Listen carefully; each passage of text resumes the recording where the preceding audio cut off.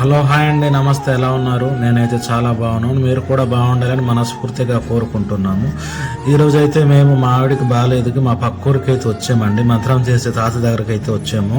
మీరు అనుకుంటారు ఏంటి బ్రో ఈ రోజుల్లో కూడా మూఢనమ్మకాలు నమ్ముతున్నారు అనుకోవచ్చు. కాకపోతే మా అరకు ఏజెన్సీ గిరిజన ప్రాంతంలో అయితే ఇది ఇప్పటికీ కొనసాగుతుందండి. ఏదైనా జ్వరంగా నేటి వచ్చినా సరే ఫస్ట్ హాస్పిటల్కి వెళ్ళకుండా ఇలాంటి మంత్రగత్తల దగ్గరే వస్తారండి. ఎందుకంటే ఇది అప్పుడులో వాస్తవాలు ఇది ఉండేది కాబట్టి అందుకోసమని ఇప్పటికీ నమ్ముతున్నాము.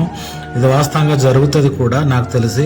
ఎందుకంటే రీసెంట్గా మొన్నే మా ఆవిడకి ఒక 2 నెలల ముందు బాగాలేకపోతే తీసుకొచ్చాము. వీళ్ళు మంత్రం చేసిన తర్వాత ఒక 2 రోజుల్లో మళ్ళీ తగ్గిపోయింది. అప్పటి నుంచి మేము ఇది నమ్ముతున్నామండి. అందుకోసం అనేసి ఈరోజు కూడా మా ఆవిడకైతే తీసుకురావడం జరిగింది. ఇలాంటి నమ్మకాలు మీ ఏరియాలో కూడా ఇలాంటి నమ్మకాలు ఉంటే కామెంట్ చేయండి. నా ఛానల్ని సబ్స్క్రైబ్ చేసుకోండి. Bye friends, thank you.